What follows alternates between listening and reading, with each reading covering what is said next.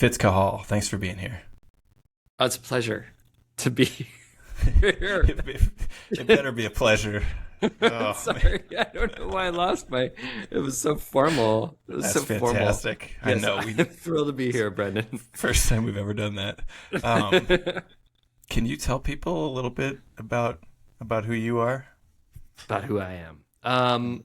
Well, I am many things, I feel like, but I think I'm best known for creating the Dirtbag Diaries podcast. I think I'm the original. It was early. Let me say, I'm kind of old.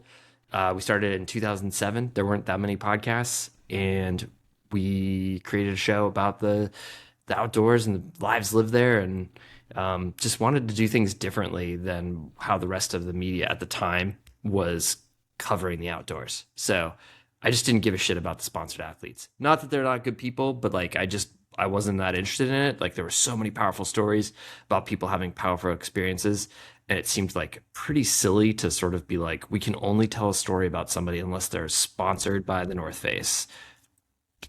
So I don't know. I did that, and somehow it's worked. And 19 years later, we're still here, still doing it. People are still listening. So yeah. I'm also a dad. I love being outdoors. I climb, mountain bike, ski, or snowboard, I should say, and run. Although don't do any of those at a particularly high level, but I'm very passionate about them. Well, we don't need to get into that, but yeah. Occasionally I've done something that's kind of cool, but it's mostly I just have fun. I cannot believe it's been 19 years. That should be illegal. Yeah. Okay. It should be. Yeah. I don't know. I honest to God, I'm like, what the F? I feel like I'm 32 still. I mean, not a day over 32. That's great, man. Yeah. Yeah. Yeah.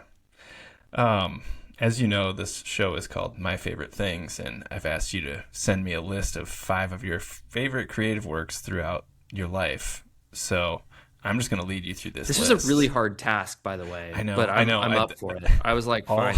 I feel like you would ask me a different day and I might come up with different things, but I have come up with a list of 5 things that I think will be fairly embarrassing, but make it for a good podcast. So be prepared. Yeah. No, all the emotional labor here is on the guest. It's very easy for me. Really, I just have to show up and ask questions. It's fantastic.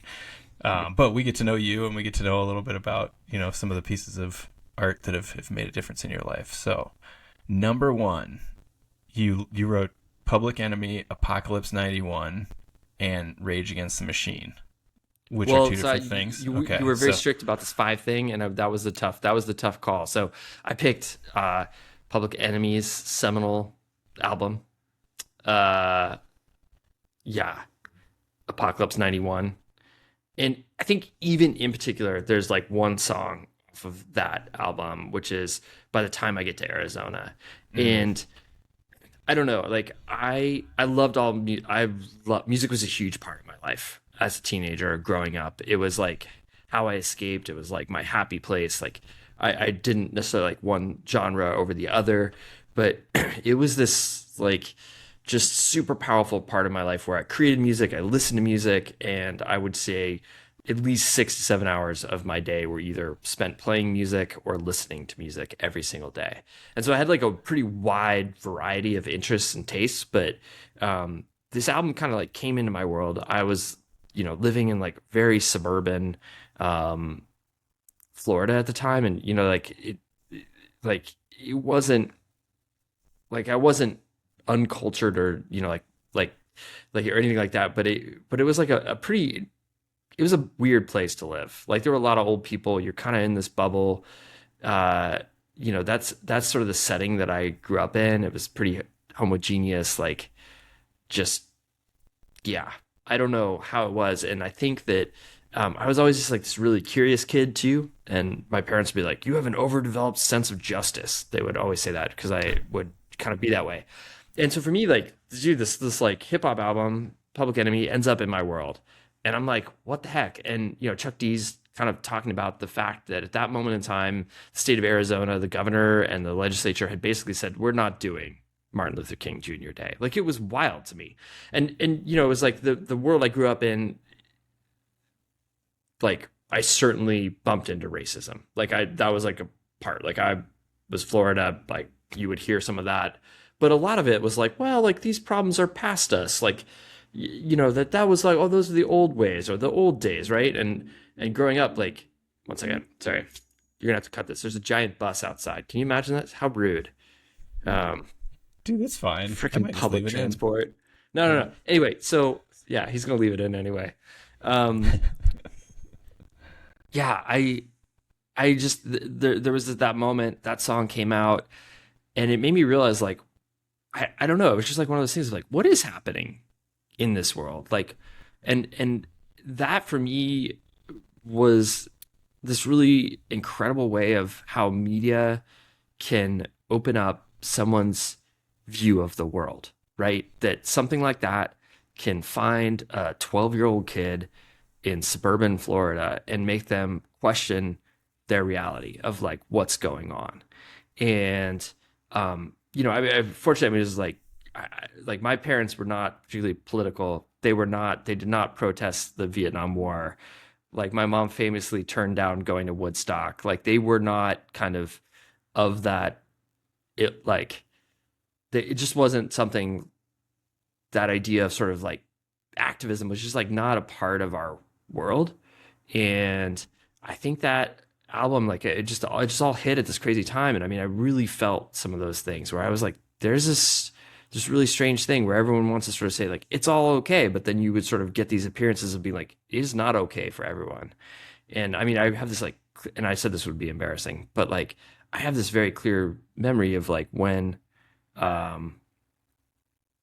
the Rodney King verdict came out in I think it was late April of 92, maybe April 29th of 1992. And, I'd seen this footage on the nightly news, I'd see it, and then I'd like to come back and be like, they let these officers off this hook. And I remember like almost being in tears. It's like a 12-year-old basically of being like, this is not right. This world is not correct. And I remember taking my boombox with the Public Enemy CD or tape and going to the street corner in Florida with a sign I made. I don't even know where, like that just said no justice. And I was like this lone kid standing on the street corner listening to Apocalypse 91. Like I don't think anyone even knew what I was talking about. Like I'm like not like there was no reference for it. Like it was so out of the blue. Like, but I stood out there for like 2 hours and did that. And that for me, it was just like this power of what media can do, what art, what creativity can bring, like how it can kind of bring people into other worlds. And it was like the same way it was really funny because like I was like, oh, the Rage Against the Machine album, like and I think there's cut off their first album, Freedom, which is all about the American Indian movement and Leonard Peltier. And that for me was like, what is this? Like, again, like it was this like window into it. And then, the next thing I know, like I don't know what my history or my English teacher, like, it's like, I want to do my report on this is like my big school report is going to be about the American Indian movement and radicalism and like all this stuff is like a 7th grader or whatever. And like, so I just loved that. Those are like bits of media that stuck with me that, just sort of exemplified in my mind what the power of creativity could do in terms of illuminating the world for others that were not like you. And I got it, like from a really young age because of those things, like I got it. There's power in this and that's rad. I'm going to link those two together for you. There's a documentary about Public Enemy. I think it's free online. I think it's actually called Welcome to the Terror Dome, but I believe Tom Morello from Rage Against the Machine is interviewed in this documentary and says, I'm sure they're very kindred spirits. Yeah. Right. I would say there's without Public Enemy, there's no Rage Against the Machine, but I could be wrong. I think that's probably true. He says, when I was experimenting with my guitar, trying to make all these crazy sounds, I wanted to make it sound like Terminator X scratching on turntables in Terminator X's Public Enemy's DJ. And if you listen, you're like, oh yeah, you nailed it, Tom Morello. Yeah. So that's how we can link those two things together. I have a question though. How is Apocalypse 91 make its way into your 12-year-old hands in this Dude, the neighborhood in mall. Florida. I mean, the mall. Like, that's the only way Yeah. that like, no, 100%. I mean, like, it was like, what will we do as a family? And the family activity, like, my parents are wonderful people, and they're pretty creative, interesting people that have had like these wild past two lives. But we were like, it was, I mean, dude, that was like our family fun, was like to go to the mall, and Well, we you would all gotta get go, shoes, and you're right? like, you'd go and you'd like, I don't, dude, it was like sport. I don't even, we would just go for entertainment. Like, honest to God, I'd Hmm. be like, oh, I'll go try out the massage chair at the Sharper Image, you know? And then you'd wander from one side to the other and just like look at it. And like, you maybe go to the video game store and like look at what video. I, honest to God, that's what it was. But I would use my money to buy records. So like my allowance and the money I, you know, made from jobs and stuff like that, I definitely like went to the record store, and that's certainly like how that came into my world. I also, I mean, like I don't know if that video had much airplay on MTV, but I was pretty like, I would definitely like watch 120 minutes, which was their like, I would record it on VHS because it was like Yeah. midnight on Saturday nights, I think it was. So I'd set up the VCR and then watch it in the morning, and it'd be all cool. Um, or, you know, and then certainly like it was probably on Yo MTV Raps as well. The Public Enemy was like, maybe Rage first showed up at the like on the 120 minutes or whatever. But yeah, like I was like looking for stuff like that and interested, and certainly like there was just like through the suburban mall, Palm Beach Yeah. Gardens Mall, man. So you must have flipped through these racks and found this Public Enemy CD or tape and been like, oh, look at the cover of this thing. I mean, This I is like, wild. it wasn't out of the blue. I must have heard the song already. Like, I must have heard it Mm, on MTV somewhere. yeah. Yeah. Um, Okay. I would imagine before I bought the album, but maybe Yeah. not. Maybe I just bought the album. I have no idea. I mean, I owned a couple of the Public Enemy albums, so yeah. Hmm. Yeah. Oh, amazing. Um, I'm not sure how to segue between these No, I last told two you and this is this going to next be an one. This is embarrassing funny. list. No, I I love it. know, I just love how it's like completely random. dude. So Number random. number two on your list is the book "A River Runs Through It" by Here we Norman go. Maclean, Right from the Public Enemy segue into Norman Maclean. Yes, who grew up probably a mile from where I'm recording this right oh, now that's cool. in Missoula, Montana. Yeah. How old are you when this comes into your life, Ooh, and how? I don't, probably a teenager, like, or a little bit like Really? Okay. older. I think this is pretty like linear in terms of my mind of like, when did all this stuff happen? Like, I was like, the Public Enemy, Rage Against the Machine was probably earlier than The River Runs Through It, but I think for me that book, um, I don't know how it ended up in my life. I'm not sure like who gave it to me, or like how it was like assigned at school or whatever. But it, again, like what it did is like it opened up this world to me where I like the descriptions of being like in Montana and fishing. And I had also like, I lived in Florida at that point, but like as a kid, I lived in different places, and we lived in Washington D.C. and outside of our house when I was really young, there were these incredible sets of woods, which is now homes, which is, you know, fine. People need places to live, and it's a pretty urban area. But I would spend all this time in the woods, and my parents were certainly not into the outdoors.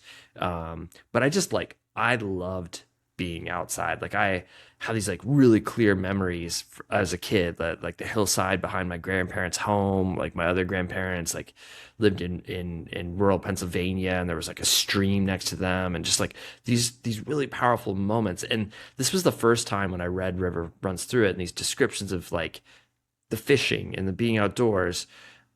It was like, oh, other people feel what I feel. Like, it was like a way to name what I felt when I was outside, and realize that other people were doing that. Other people were building their like lives around that. Like that's even like, and obviously it was like happened a long time ago, but that idea of like something like fly fishing could be a part of your life through from the beginning to the end was pretty novel. And I mean, I was like, I was not fly fishing at that time, you know, or anything like that. But it was this incredible thing of being like, someone has just named the feeling that I experience when I'm, running around in the woods. And that was like a pretty profound. I mean, I read that several times. I remember reading it and being like, this is really cool. And yeah. So again, it was just like that. I mean, books, media, again, it's like it has the power to like open up worlds for people if you're curious enough. And I think that book kind of did that for me. It made me think about the West. And, I mean, I wouldn't say it's like a perfect, one to one, but I think that it's like when it came time for me to think about where do I go when I'm out on my own, I think that it played a big part in me being interested in the Western landscape, which has become a huge part of my life and arguably like the backbone of my entire career. Yeah. Yeah, 1-to-1, you would have ended up at the University of Montana. That's true. In town Yeah. here. The Harvard of Western Montana, as we call it. No one calls it that. I'm just kidding. So Do you tell people that it's like, oh, I'm a graduate of the Harvard of Western Montana? now, I have a degree from the Harvard of Western Montana. I actually wanted to make some sweatshirts, but I feel like they're probably going to get a cease and desist pretty quickly from one of the two universities. So I thought, well, let's just let it go. Yeah. So do you fly fish now? Like, how many fly fishing days do you think you have under your belts? In my life, I Yeah. did. I did get interested in fly fishing. I mean, like it wasn't like, oh, there it is. But yeah, I've definitely fished a fair amount of my life. I'm by no means and like growing up in Florida, like I would like fish, but it'd be like the kind of thing where you like get a snail from the wall and put it on a hook and catch like a sheep's head in the intercoastal waterway. So like that was like a part of my world. But yeah, I don't know. I don't know how many days I've fished total in my life, but it's got to be more than 100. Let's put it that way. Okay, but less than climbing and skiing. Yes, certainly. Yes. Yeah, but like if we were to go out, like if someone were like, "Yeah, do you want to go fishing?" I'd be like, "Sure." Yeah, I could go. I fished, like I fly fished in the last 2 years once, and I fished like with like a meat and potatoes kind of fishing, probably like 2 or 3 times with the boys, Okay. with like worms or like a lure, Yeah. a big treble hook. Yes. The much maligned bait fisherman Treble hook. in I know, dude. in the book, in the movie. I know. Yeah, the goddamn bait fisherman. I'm like, yep, that's me now. I'm like, if I catch a fish, I'm psyched. Do you remember looking for other books that would do sort of a similar thing for you after you read A River Runs Through It?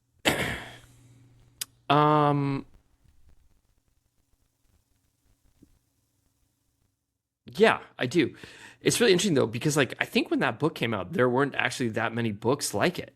Like realistically, and it's funny because it's the 50th anniversary, and that of that book is just coming out, and I don't think that there were that many books that kind of had that, or at least like that I was aware of, that had sort of this like lyrical nature. I mean, that book is I think it's like loosely fictionalized, like it's not a perfect memoir, like, but it's like kind of a lot of truth and a lot of like convenient fiction in terms of like making it a better story. But I do think that like there was kind of a shift that probably started to happen, right? I mean, I think that after that there were books like Bill Bryson's Walk in the Woods, or there were books like obviously Into the Wild, Into Thin Air, the Crack Hour books. Those came out afterwards. So I think that maybe The River Runs Through It primed me to be interested in some of that other stuff. Yeah, that kind of did focus on the outdoors. Yeah. I'm trying to think if there's like another book I'm missing right now that was, but I don't know. It was pretty different. It was pretty novel. Oh, it's beautiful. And he only wrote 2 books. You didn't get my bad joke. Yeah, I did. You just let it go. Now that you say that, I'm like, yeah. Sorry, dad joke. I believe it is. I have kids, by the way. It is. It's pretty novella, actually. I believe is what the length of it would say. Because it's a river and through it, and then there's 2 other stories in there, right? So yeah, which I don't remember the other stories. One is U.S. Forest Service 1919, and the other one is like a longer title about something. Yeah, one of them he tries to hike from Grave Peak, just south of here, all the way into the town of Hamilton, and he doesn't drink any water. Do you remember this? And he's trying to order food at the Chinese restaurant and passes out on the floor. And it was his last day of work as a fire lookout, which at that time was a tent. And on his walk back into town, he was supposed to pick up all the phone lines and reattach them to like trees. And he tried to do it without drinking any water. Now I think the fire lookout up there is now a building, but I think it's been closed for a long time. So anyway, there's your normal Maclean history lesson. Maybe a reason why that didn't get turned into a movie. Yeah, no, it was and there's it wasn't as great. It was more of a funny story than anything. Yeah. Anyway, so number 3 is a video you sent me that's just the sound of a dial-up modem connecting to the internet. Circa what, like 1995, 6, 7, 8, something like that. Probably, yeah, maybe even like a little bit earlier than that. Probably like 94 or something like that. Yeah.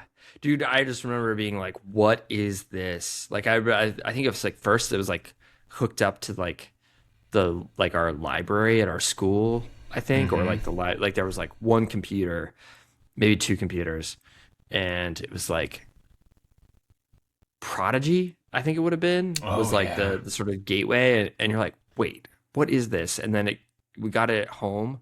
My dad was definitely like interested in computers and like an early adopter of all that. So like when we could, we had like a modem, and I just remember just being like, that sound is like burned into my memory. Like it is just like, you know, like the whole it's like I can't replicate it, but I can hear it very clearly. And you know, it's so interesting because like I just remember going online and just being like, this is a whole other world.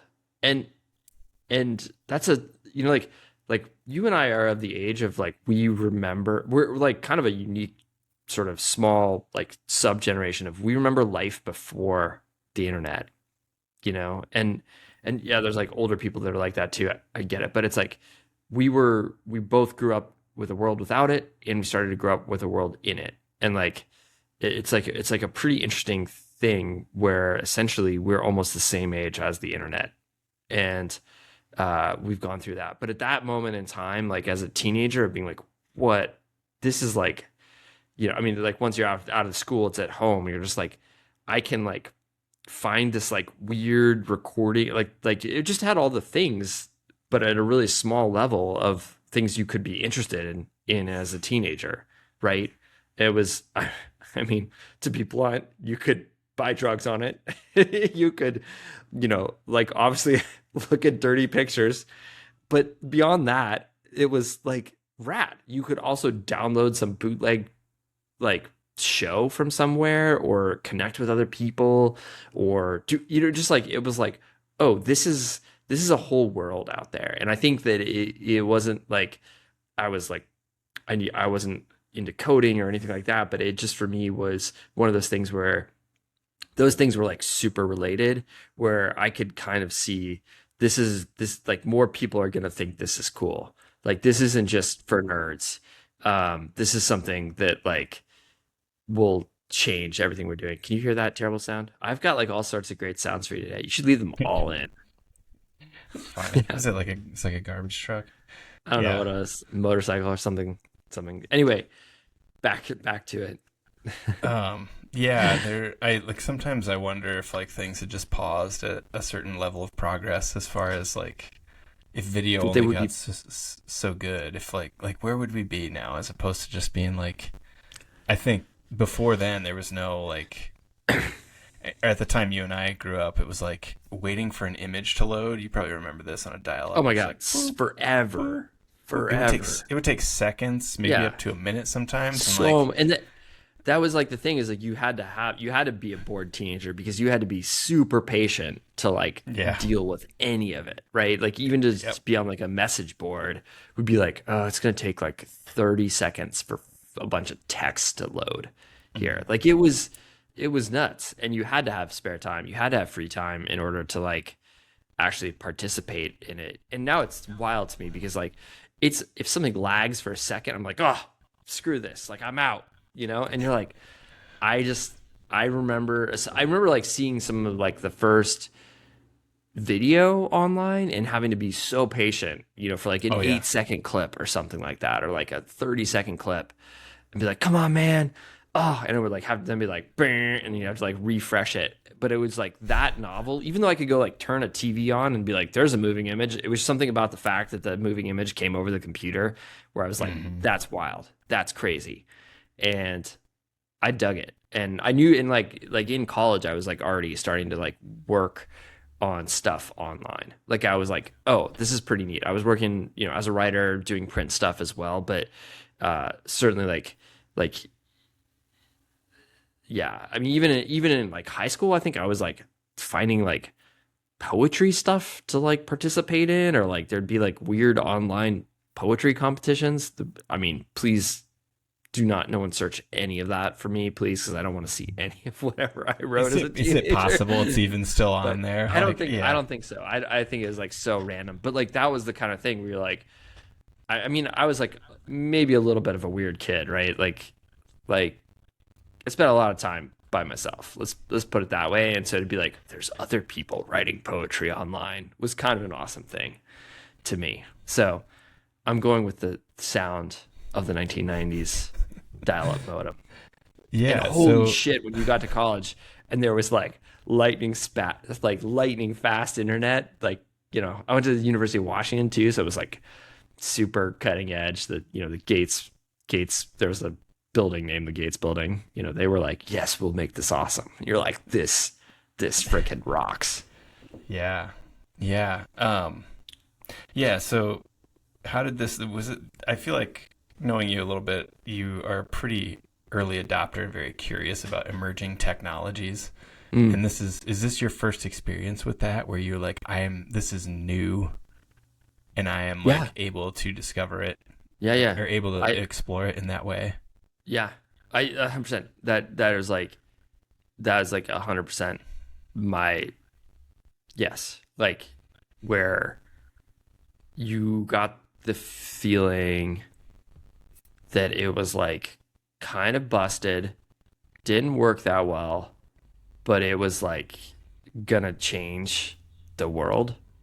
And I definitely felt that way, you know. And it wasn't like there wasn't enough there to like I wasn't the kind of person that was like I'm gonna be on this message board for 12 hours a day. Like there wasn't enough there, but like I definitely like through those teenage years would like check in on it, or like, you know, when I would get bored, I'd go online and check stuff out. But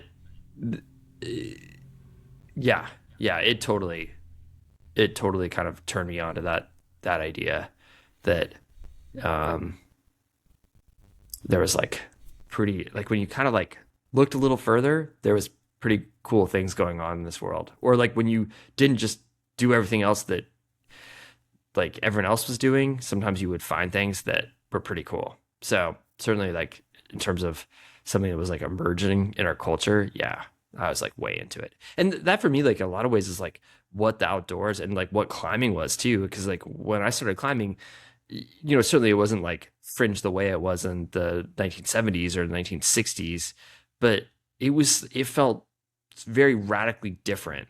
Like, like the idea of like, you're going to live in a car and you're going to move to Yosemite, or you're going to go, you know, basically just not do all the things you're supposed to do. That was like a pretty radical concept at that period of time. And so for me, it like, it's not even the technologies. It was like the emergence, like the emerging cultural trends. Like that was like really pretty cool to me at that stage. So I felt like in a lot of ways, like the internet was there, but it was like I found this sort of same thing in climbing in a lot of ways. Um, you know, and it's like there's still like this. They're two huge parts of my life to this day. And they're certainly no longer fringe at all. But Yeah. I was going to say how much technology has had to do with community for you. It sounds like is a big thing. Huge thing. Do you think you were aware of people living in their cars being dirtbags and climbing because of the internet, or was that more of a magazine thing at the time? No, I was not because certainly not because of the internet. Okay. I was aware that was an option, maybe through the magazine. Like I can't. I mean, a lot of people my age. Like I went to some of the first like climbing gyms ever. Like that was how I kind of stumbled into it. I think I became aware of it probably just from hearing people talk about it. Okay. Maybe in the magazines at that stage, but I think more likely it was like, wait, you can go on a climbing trip? Like, I mean, I knew what a road trip was, like that, like I freaking read the Dharma Bums and On the Road or whatever at that stage. So like I knew that there was something called a road trip, but the whole like, no, people go to the valley to go do this thing like that was totally, that was a concept that was like pretty new to me that I think I just heard about. And then certainly like the first time I took a trip like that, I was like, whoa, there are other people doing this too. And there's actually like enough people doing this that I can like find other people to climb with, which now is like laughable because you're like, there's too many people climbing. But like you could definitely go to a crag back that time and be like, there is no one here. Like on a Tuesday, they'd be like, no, you're not going to find anyone, in places where there's like always people now. Like you could go there and be like, there's no one to climb with on a Tuesday. Yeah. Yeah. Finding other weirdos, I think, is a big connecting with other weirdos. This is the theme of this show? Finding other people's theme or this episode. Theme of number 3 there, I think. The dialup modem. How many so your next item is called The Gap by Ira Glass. Oh, and yeah. It's this snippet that has gone. It has many formats on the internet, and it's just a soundbite of his. It's like it is almost like a recurring meme. I mean, it's not a meme, but you know what I'm saying? It's like it's kind of had these like different life spans on the internet where every 5 years someone will kind of rediscover this quote from Ira Glass, and go from there. And certainly for me, like starting the Dirtbag Diaries, like I have very clear recollections of like the first time I heard This American Life. Can I oh yeah, go for it. Can I interrupt you and have you explain what it is first? The Gap? Yeah. What he says it is. Yeah. So The Gap is it's taken from this interview with Ira Glass. So it's him basically talking to an interviewer, and the interviewers asked him kind of like how he evolved as a creative and what advice he would have for younger creatives. And basically Ira Glass says, you get into this work because you have killer taste. On some level, like you have an opinion about what is good and what is bad. But there's this big gap between your skill sets, right, and your sense of taste. And you're going to basically you're going to suck. Like he just says that out loud. Like he's like, you're going to do a lot of bad work, and it's going to take you many years to close this gap between your taste and your skills, right? And your abilities. And he was like, basically is like, that sounds sort of harsh, but he said it in this way that was like kind of really comforting and loving, where it's like, don't worry about this. Like, this is part of it. Is like this sucking is part of it. And the creatives that make it, they are stubborn enough to get through this gap, that they're able to close it. And it takes years. And it requires doing a lot of work. And I mean, the long and the short of it is like, I think it's like you could take that concept and just and it's this phrase that I think I've used a lot with our whole team through time, with working with other creatives, is just like practice finishing. Like that, and at the loosest level, it's like, perfect is the enemy of good. And your goal should be to do a lot of work, to do it obsessively, to stumble, fall, get back up, do it again, and eventually you'll get to this spot where you're like starting to close that gap, where the thing that you imagined has been articulated or given shape to, or you've created through film or through music, whatever it is, right? And I remember, I think I probably found that clip on This American Life's website or a blog or something like that. It was like pretty early on in the whole thing. And then like you said, it like, then it got taken and then like animated into other things. It's been animated several times. But it's this like powerful idea that has really had the staying power through the last like 20 years, realistically. And that for me was like, just at that moment in life, I was probably, I was like a little bit into the Dirtbag Diaries, creating that. And I mean, I was like, with the Dirtbag Diaries, I was like, I kind of felt myself like closing that gap at that moment in time. Like, I've been writing professionally beforehand, but I've been like, I wrote a lot of bad stuff too, and stuff that I would be like, oh God, that's not good. I'd read it 2 weeks later even and be like, that's not good. And I think the Diaries for me was this awesome experience of like, one, I didn't have an editor. I had no gatekeepers. So I could just do as much work as I wanted to do, which is huge. And right away, I mean, like pretty right away, I started getting paid money to do it. So you're like, sweet, I don't have to convince anyone that I should be able to do this work. I don't have to convince anyone other than the people listening to this show that I believe this story is good and has emotion and has the ability to make you think or cry or laugh or whatever it is. Like, I got that freedom. And so I was able in that point to just do a lot of work repeatedly. And I remember some of the and no shade on them. It's all good. I get it. But I remember like a lot of older people that were like a little bit further ahead, or the editors be like, you're kind of doing this wrong. I remember them like telling me that and be like, I'm not. Like, oh, really? Like I think I actually know what I'm doing, And it wasn't everyone like that. Like, I certainly don't, like, there were people that were super encouraging too. Like, I don't mean to make it sound like that. It wasn't like everyone was against me, but I do have specific memories of a couple people that were at, magazines like Outside and other like titles being like, you're kind of onto something, but you're kind of not doing it right. And I remember hearing that from them and be like, I think I have the confidence now to be like, my sense of taste is maybe more on point than yours. And that was a huge thing. And I know that sounds like a little bit braggadocious, but I'll just say it. Like, I was fucking right.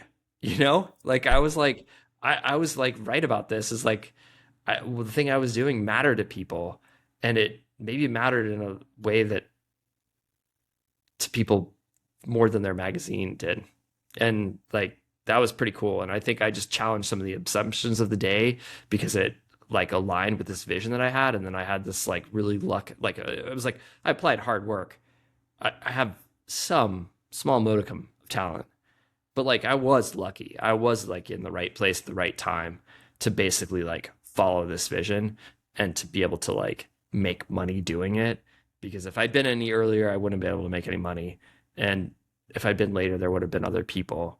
But I was able to kind of, I don't know, I just fit into the sweet spot. Like, honestly, we're like thinking about it as like, I don't know for sure, but it's kind of close. Like, I may have sold the first ad on a podcast, and it's like, I doubt that's the case, but it could be true.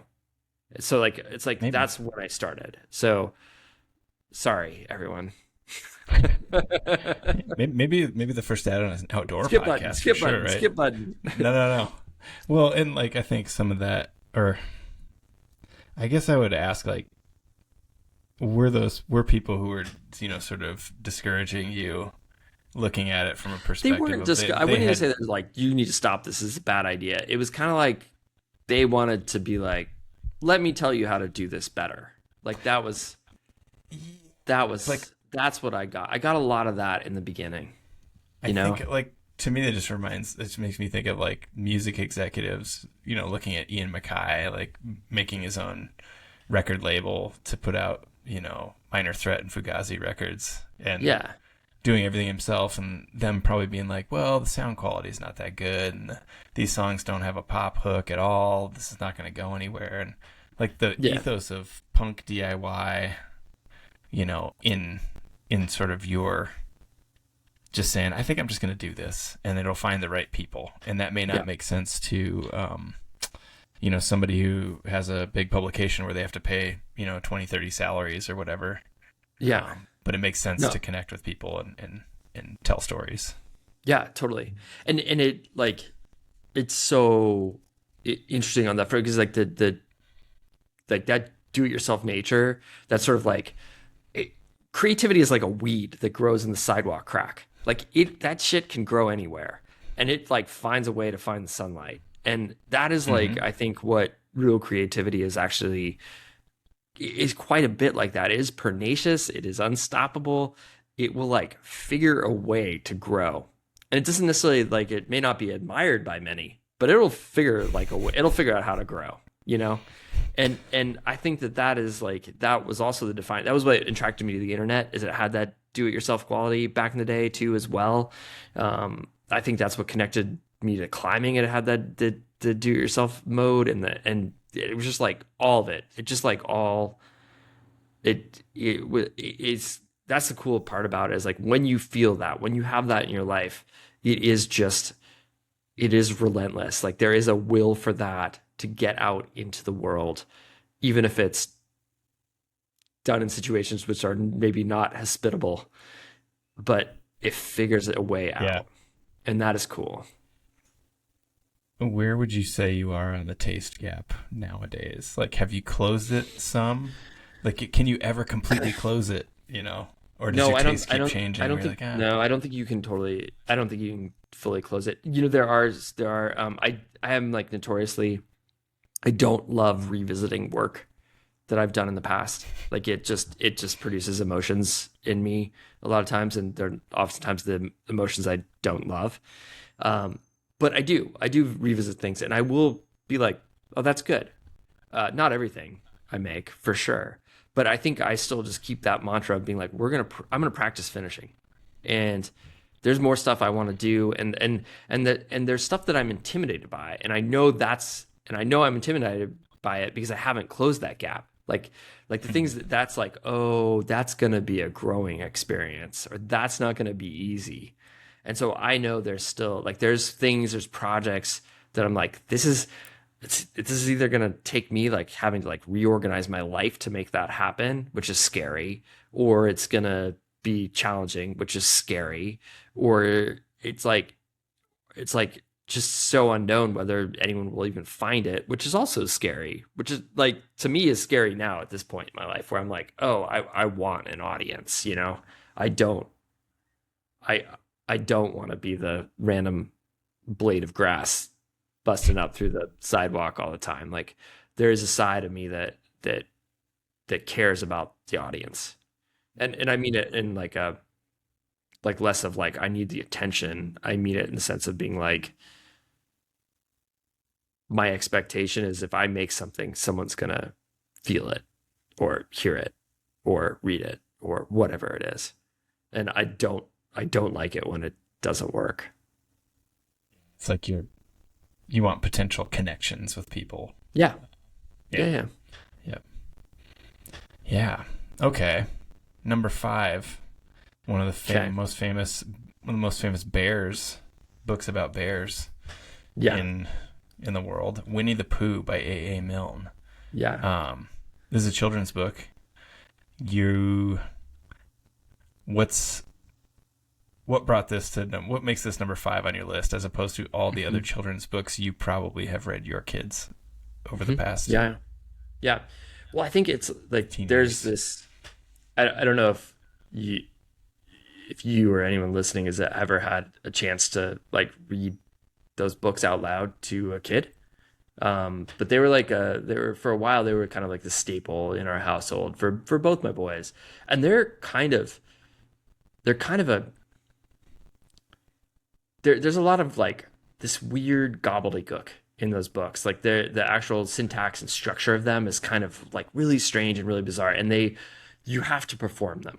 Like they are this thing where it's like you have to engage. You can't just sort of mind. Like if you're tired, you're not going to succeed at reading A.A. Milne out loud to a kid. Like they'll know. And it's like you have to sort of, there's like this sort of element that the actual language of the thing demands. And these stories are they're very simple, they're very there. And so I've read them a lot. And I remember like the first time the House at Pooh Corner, it's the last chapter of it, and you've just read like, I don't know, 250 pages of like this like weird sing-songy gobbledygook where like there's like some plot but not really. Like it's just these like animals having some interactions with each other that are kind of insane, and just there's just not, it's not like reading Harry Potter, it's not like reading like Charlotte's Web. Like there's just this, it's sort of strange. But then all of a sudden you're sitting there, and I have this like such this clear memory of being in my son's, like room, probably like either maybe like curled up next to him in the bed or like on the chair next to him. And I've like done this whole bit, and I get to this end of this book, and I won't read the whole thing, but it's basically, he's talking, throughout this whole book, the river's there. Like they cross the bridge, they throw sticks into the whole thing. And this is like in the background, there's this concept of a river. And A. Milne writes this thing. He says, by the time it comes to the edge of the forest, the stream had grown up so that it was almost a river. And being grown up, it did not run and jump and sparkle along as it used to do when it was younger, but it moved more slowly, for it knew now where it was going. And it said to itself, there is no hurry. We shall get there someday. And I read those lines and I just start weeping, because like on a level, that's, like this is a discussion of like time is temporary. Our time here is finite. It's nothing. It's like nothing is guaranteed.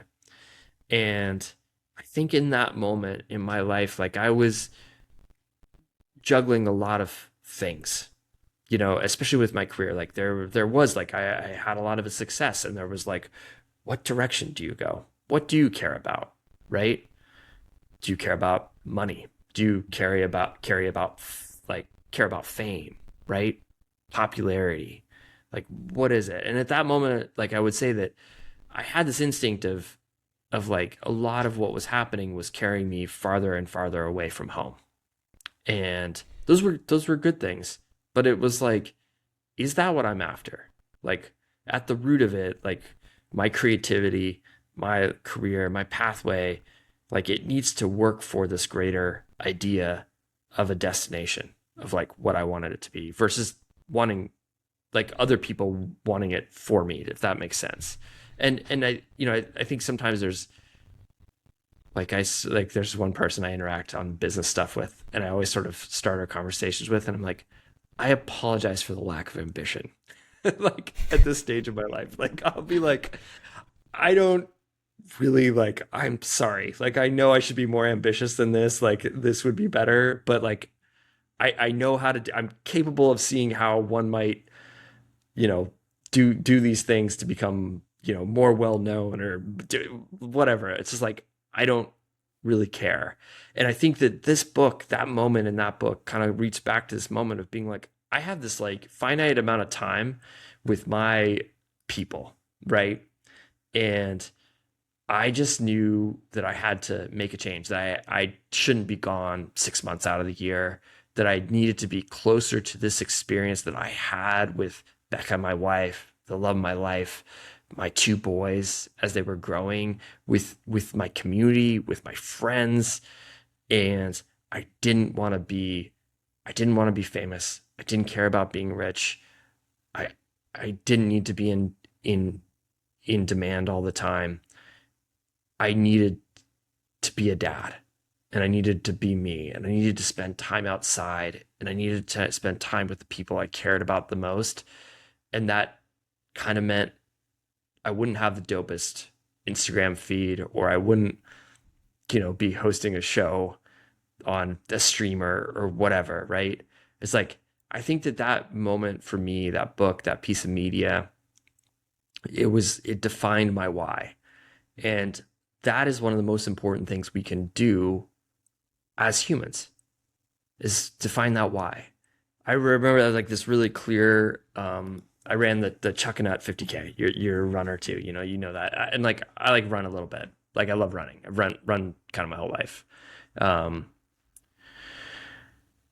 And I ran this race up in Washington, Chuck and Nut 50K. It's kind of like this classic trail run. And it is in March. And last year when they ran it, it was like the worst possible weather day that you could run it. And I didn't stay up there. I was like driving from Seattle. It's an hour and a half drive. And I'm like on I-5 and it's like snowing on I-5 and and then it's like sideways raining. And you're just like, it just, in that moment I'm driving, I'm like, dude, you're going to need to figure out why you're doing this today. Like you're going to like clearly like you're about to go out and this is going to be heinous. Like, and at some point, like you're going to need to know why you're doing this to get through this. And I like remember being very clearly in the car driving. And it's like, it's such a, for me, that thing was like, it was so simple. It was just like, I just want to say I ran. And like, that's shorthand for saying like, I just want to say in life that I tried really hard. And, that I think, like that memory of coming back to being in the boys' room, reading those lines and just sort of being like, I kind of need to build towards that truer version of why, of what I'm doing in my life. And I feel like I have, like, it didn't happen overnight, but it's like, I'm here, I'm present. Like I do all these things that are like not cool, but they are so cool. And I found myself surrounded more and more by other people who, like, it sounds so weird. It's like they're just leading very normal lives, right? Like they're not this like crazy version of some of the people that we all call friends, right? But they are doing something incredible. And it's like they show up and like whatever it is they do, they run. And it's awesome. And I find that like volunteering at my kids' school. I find that just like being in the community here in Seattle. And it's like, we're never going to make a film about that. We're never going to make a podcast about that. But that, like, at the heart of it was like, I just want to say that when I get done with this, that I ran, that I tried, that I like kind of put in not maximal, it sounds like not maximal effort all the time. Cause like, that's not sustainable. That's not real. But that like when there were the moments that like I gave and I was here and I did it. And that for me is like, that's my like why. It's like, I just want to say I ran. I just want to say like I was there and I did the thing. And the time doesn't matter. Like the speed of it, the whether anyone else cared about it, that doesn't really matter. And I think that House on Pooh Corner just kind of illuminated that for me. And, I think it's like, not that I was a bad dad before, but I think I've grown into being a really good dad. And it's like, I can feel that. I can feel that this whole thing is a river. And I used to like be that like little rapid that moved and was super dynamic all the time. And I feel this growing level of like peace that's sort of come into me as I've aged. And it's freaking awesome. Like, and it's sad because like, it's like, I mean, I'm certainly got plenty of time left, but like for whatever reason, I can see the end. I know the destination. And I think that there's just been this overwhelming need to savor the moments of it. along the way. And I have like, it's been awesome. Like my eyes are really open. And I think that book was a part of it. And that's pretty cool. If I'm like understanding your point correctly, it was just saying that. Did I make it? I hope I made some No, sense. no, Some sense like there. I just want to like rambling. because I think what it means to me is that like your kids aren't going to be this age forever. I think about it all the time. Like this kid's going to be three for 1 year, and we're not going to be this age. Like it's like it all of it. It's our parents, it just going through this whole thing is like, God, there's like, I mean, I could have named Ferris Bueller's Day Off, but it's like, if you don't take a moment, right? Yeah, right. Look around every once in a while, and I think it was like, I don't want to look around every once in a while. I want to look around all the time. Yeah. And there's like a spectrum of dad was present, dad was consistent, dad was maybe kind of boring, and then on the other end of the spectrum was dad did all this cool adventurous stuff, but he was never around, and you kind of want to figure out what works for everybody. And I'm like at the point myself where I'm like, yeah, I'm just really happy just playing with cars on the floor on weekends, if that's what my kid wants to do. But at the same time, maybe I should do a couple things per year so my kid knows that I did do some cool stuff. But I don't need to be gone for 3 weeks at a time. I feel similarly. Like I had to like kind of like readjust. Like the knob swung really extreme in one direction for a moment, and then I was like, I think maybe this knob could kind of get adjusted back ever so slightly, where it's like, like I don't need to like always say to myself like, oh well, I'll do that once the kids are out of the house or something. Like I was like, that's not the way. It's like but you have to identify like what do you really want to do and what sounds awesome, and then you should go do it. But just because like you're on some never ending kick of like, oh, I'm doing this cool thing and this cool thing and these people think this is cool, like that, I got off that train. Yeah. Man, that's fantastic. This is such a great place to end it. You know what? I knew you would nail this. I knew you'd nail it. Well, it was a fun assignment. Yeah, man. Thanks so much for doing it. Yeah, totally. My pleasure. Thanks for having me.